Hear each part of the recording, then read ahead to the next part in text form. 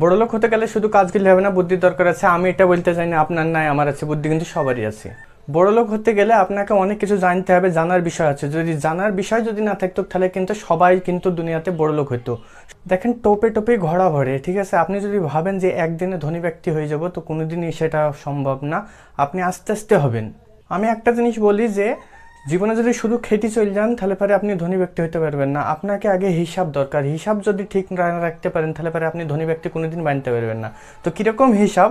আমি এমনি সাপোজ মেনে নিলেন আপনি বিড়ি সিগারেট, চাই আপনি কোথাও যেছেন, বাইকে তেল খরচা হয়েছে, চাই আপনি বেড়াতে যেছেন, মানে যেগুলো ফালতু যে খরচাগুলো হচ্ছে আপনার দিনে ধরেন 100 টাকা, 100 টাকা কোনো বিষয় না, 100 টাকা খরচা হয়েছে। কিন্তু ওই 100 টাকায় দেখেন 365 দিনে, এক বছরে দেখেন আপনার 36,000 টাকা হচ্ছে। সেই 36,000 টাকা যদি আপনি জমা করে রেখে দেখা যাচ্ছে আপনি একটা কাউরির জমি নিলেন, সেটাতে আপনি যদি খাটান কাউকে দেন তাহলে পরে 8-6 হাজার টাকা, 4,000 টাকা চলে আসবে।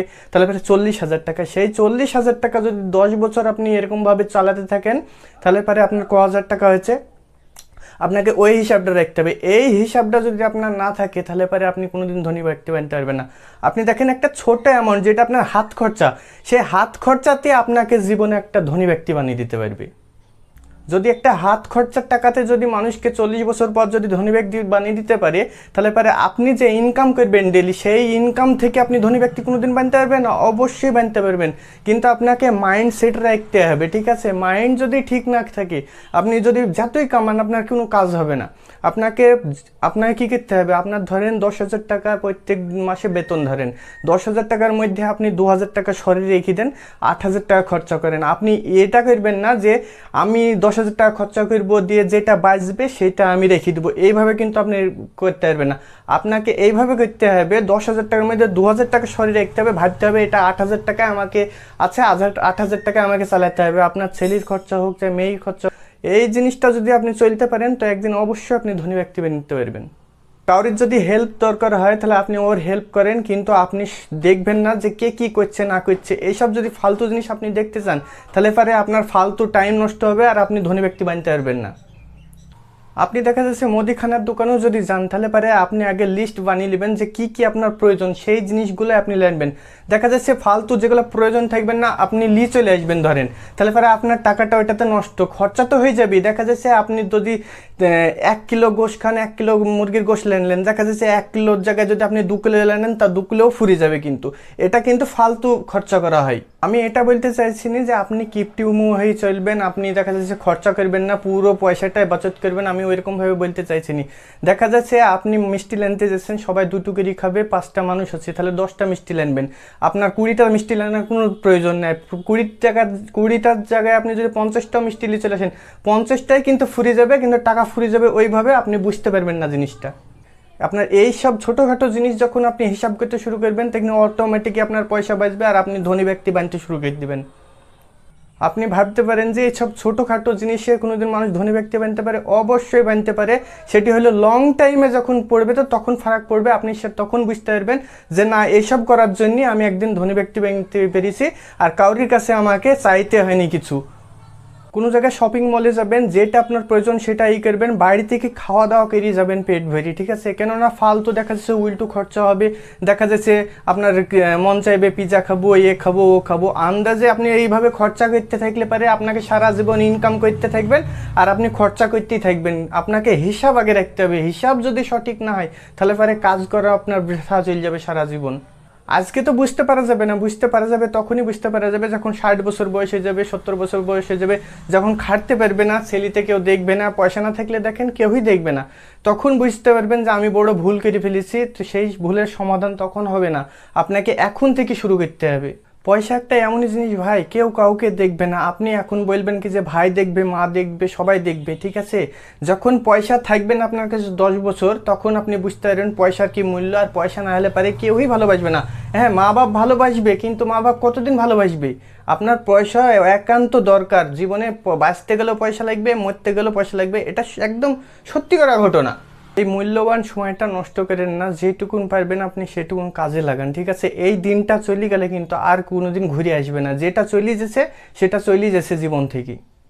একদিন খাটে আর 5 দিন বসে খায়, কিন্তু এইভাবে জীবন ওদের কেটে যাবে, কিন্তু ওরা কোনোদিন ধনী ব্যক্তি বানতে পারবে না। আপনারা যদি ধনী ব্যক্তি বানতে চান তাহলে পরে আপনাকে মন লেগে খাটতে হবে।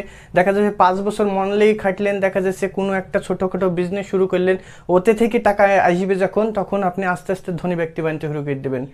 ধনী ব্যক্তি বানতে গেলে আপনাকে দুটো জিনিস প্রয়োজন সব করতে বেশি, সেটা হলো একটা হলো কি যে কাজ করা, কর্ম করতে হবে, আর একটা হলো আপনাকে হিসাব ঠিক রাখতে হবে। এই দুইটো জিনিস যদি আপনার কাছে পারফেক্ট থাকে তাহলে পরে আপনাকে ধনী বানাতে কেউ ঠেকাতে পারবে না পৃথিবীর। আপনি দেখা যাচ্ছে কাজ করছেন না, তাও আপনি ধনী বানতে পারবেন না কোনোদিন। আর আপনি দেখা যাচ্ছে কাজ করে দেখা যাচ্ছে সব পয়সা খরচাও যদি করে ফেলেন, তাও আপনি ধনী বানতে পারবেন না। শুরু থেকে কিভাবে ধনী ব্যক্তি বানতে হয় সেটা আমার কাছে শুনিলেন। ধরেন 1 মুঠ গম, ঠিক আছে, ভুঁয়ে আপনি ছিটি মেরে দিলেন, তাহলে পরে 1 মুঠ গম থেকে কতটুকু গম হবে? দেখা যাচ্ছে 5 কিলো গম হবে।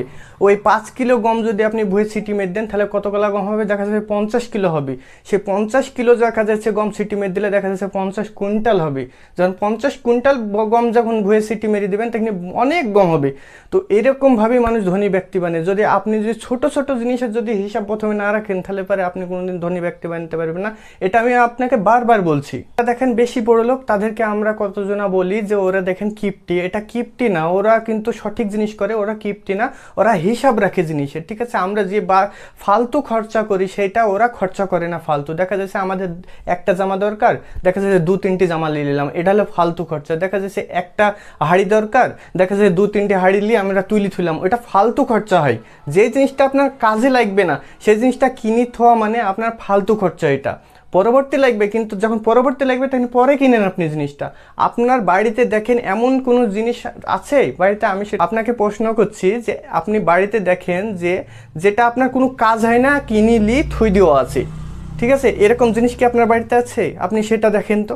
যদি সেটা যদি থাকে সেটা নিয়ে আপনাকে কম করতে হবে। এখানে আপনি যদি কাজ করতে থাকেন, কাজ করলে শুধু হবে না, কাজ এমনভাবে কাজ করতে হবে, কাজে জান লাগিয়ে দিতে হবে, এমনভাবে কাজ করতে হবে যেন 1000টা মানুষ যেন আপনার রকম পারে না।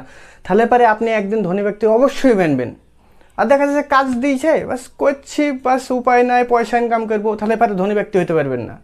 পয়সা নাই, কাজ করছি, উপায় নাই, এইভাবে যদি কাজ করেন তাহলে পারে আপনি কোনোদিনও আগে বাড়তে পারবেন না। জীবনে যদি কাজের সাথে লজ্জা করেন তাহলে পরে আপনি ধনী ব্যক্তি হতে পারবেন না। আপনাকে কাজের সাথে কোনো লজ্জা করা যাবে না। আপনি যেই কাজই করেন, চাহে ছোট মুচি হন না কেন, তো ওই মুচি এমনভাবে বানতে হবে যে 10টা মুচি পারবে না সেই কাজ আপনাকে করতে হবে, যে 10টা কাস্টমার আপনার কাছে দৌড়ে চলে আসবে। 18 বছর থেকে শুরু করে আপনাকে 25 বছর অবধি এমনভাবে খাটতে হবে যে আপনার কোনো ছোটোখাটো বিজনেস থাকবে, ঠিক আছে। আর আপনি যদি এই জিনিসটা না করে যদি আপনি ভবিষ্যৎ বিয়ে শাদী করিলেন তাহলে পরে আপনি বিশাল পস্তাবেন। দেখা যাচ্ছে বোর্ড শাড়ি আনবেন, ছেলের কাপড় আনবেন, এই করতে করতে আপনার জিন্দগি কেটে যাবে, আপনি আর কোনোদিন বিজনেস শুরু করতে পারবেন না।